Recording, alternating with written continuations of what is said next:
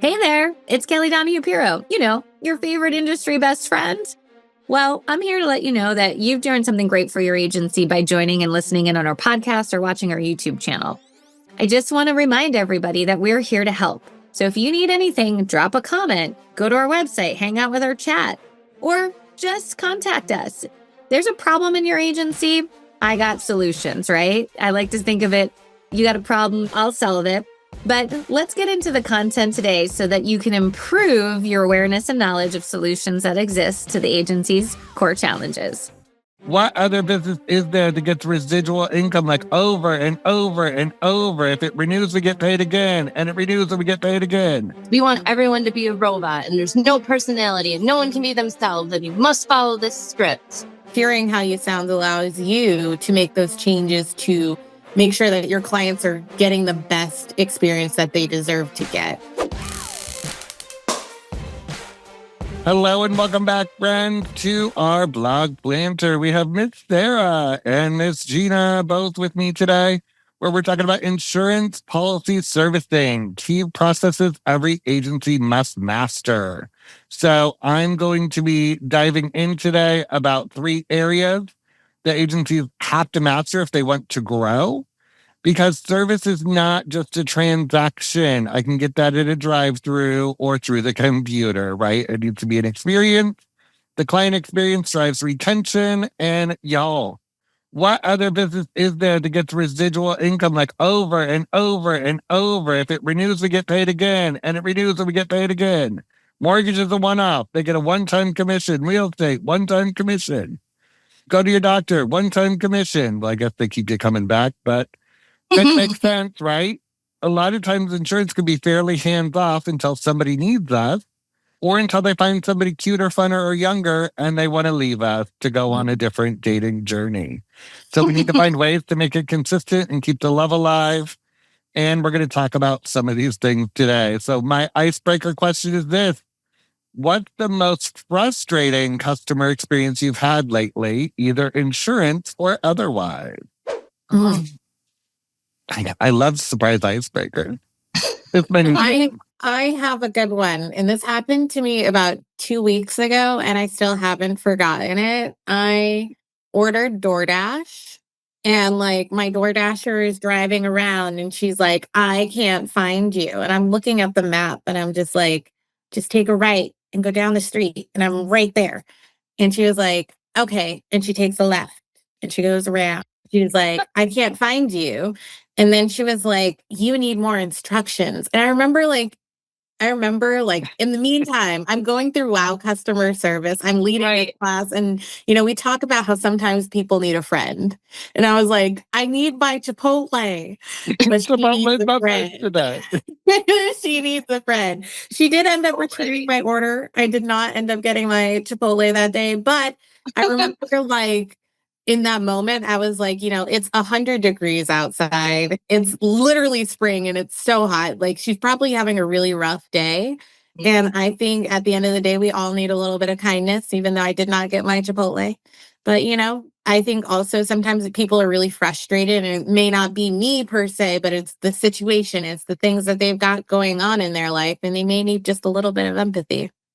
And I think that that's kind of the important part of this frustration is exactly what we accidentally create every day at our agency. I'm sure DoorDash's intent was not to be like, how about you turn left instead of right? How about you don't know how to follow directions, right? And she might have been flustered or had other things going on or had a rough day and other things were on her mind and she was just trying to make a few bucks.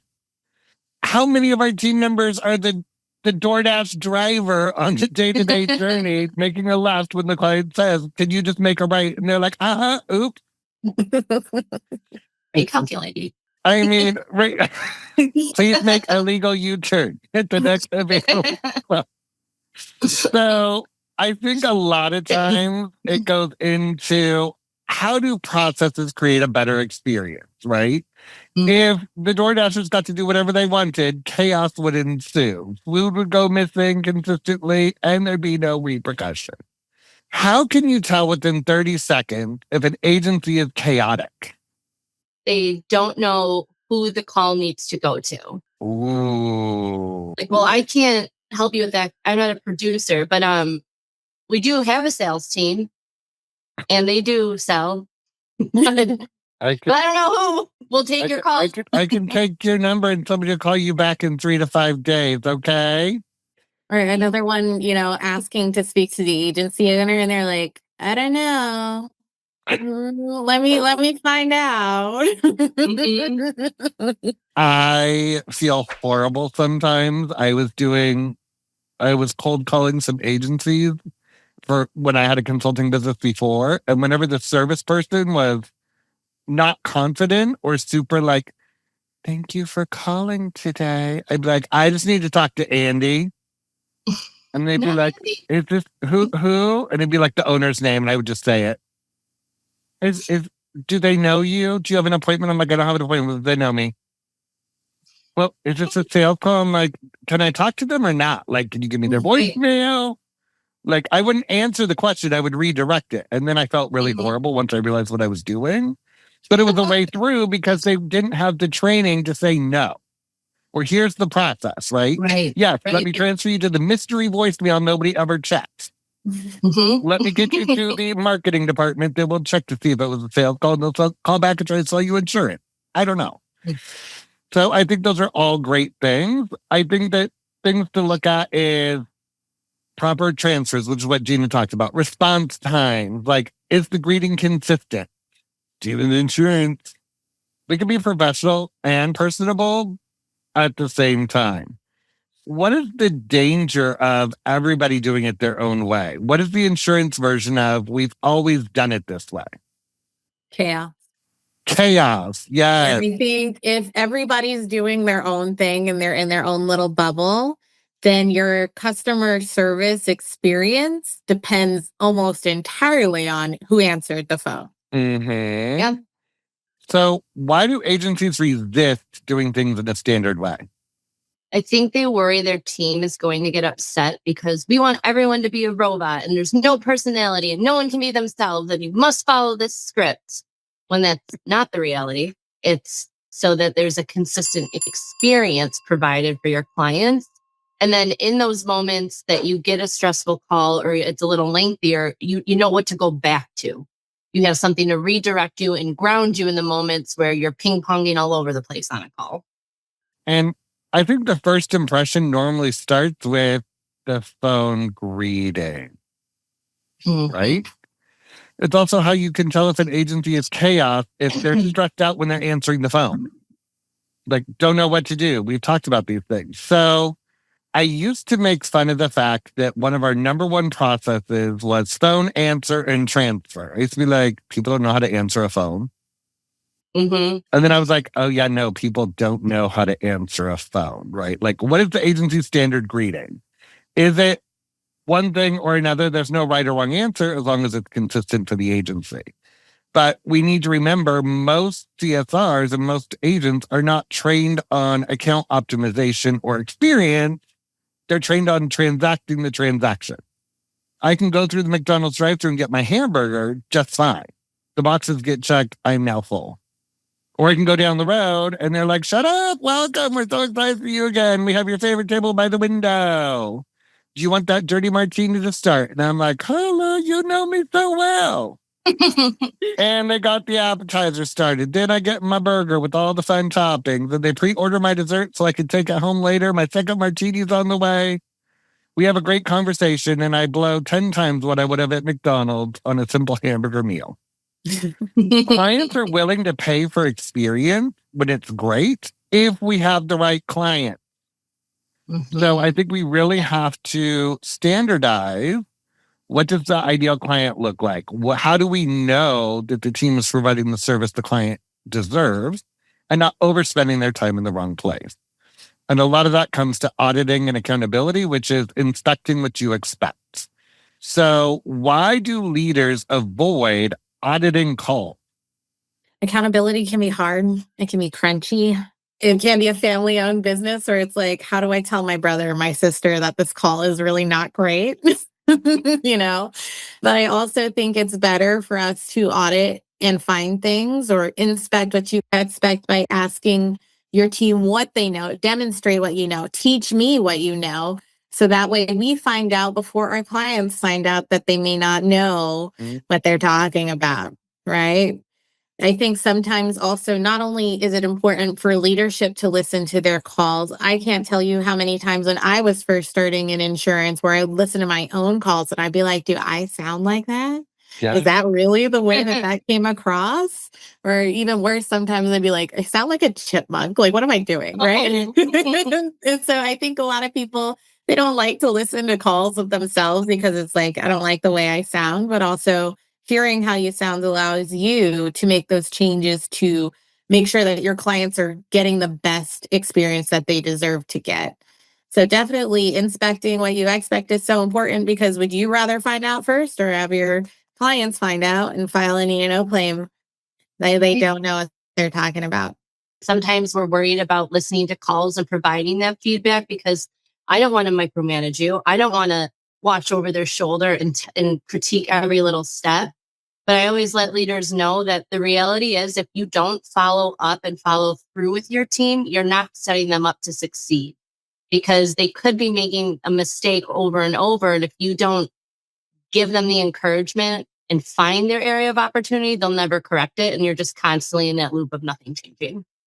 So it shouldn't be like when we go to the dentist because it hurts, right? We need to do the maintenance plan where we're going for the checkup, we're inspecting things, we're making sure that we're doing the best of our ability to prevent the cavity to begin with. And I think that's sometimes where we fall through and fail. And at AVP, we eat our own cooking, right? Every single one of our training calls, every single thing we do is recorded, or most of it's recorded, and it's scored so we can get the feedback and try to do better or look for areas to improve. And I think that it's a great way to become stronger in your role. So the last thing, and I want to close it out with this, is leaders must define the experience. When leaders don't know what the expectation is, when leaders don't know how to do it, I think it sets a poor precedent for the rest of the team of like, they don't even know what I do all day. They've never sat in my seat, which sometimes you haven't, but you have to understand the role and the experience so that you can still advise and help with it.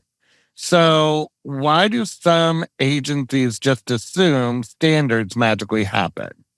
Is what I want to leave everybody with. Why do we assume that standards just happen?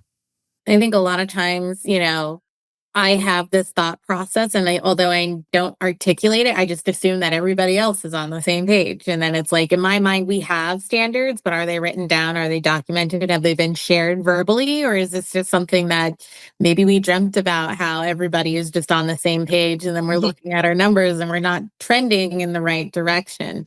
So we do need to articulate what we expect and have a resource that people can refer to so they know exactly what our ideal client is or what your cross-sell expectations would be. And that goes hand in hand with accountability as well. And I think we need to remember that renewals are the best case scenario in our business, right? People don't have to renew with us.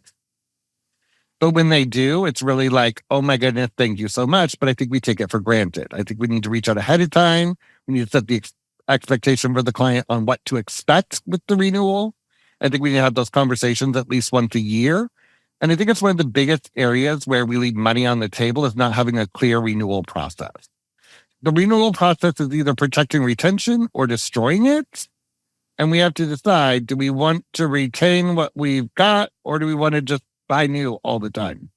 So we have retention training. We have WOW customer service training. We have 10 process that. We have all these things available for you if you just reach out. Give us a call. Give us a shout. We have live virtual training. We have remote. We have online school. We can have a variety of things to make the magic happen. The difference between average and elite agencies usually is not the talent, it's the intent. So we have to be intentional in everything we do and intentional with our teams because the agencies that win the future won't just sell insurance better. They're going to service clients better. They're going to be consistent and they're going to be intentional. Does anybody else have additional thoughts to add as we wrap this up? No, everything was well said. All right, my friends, we'll move forward intentionally and we'll see you again in the future.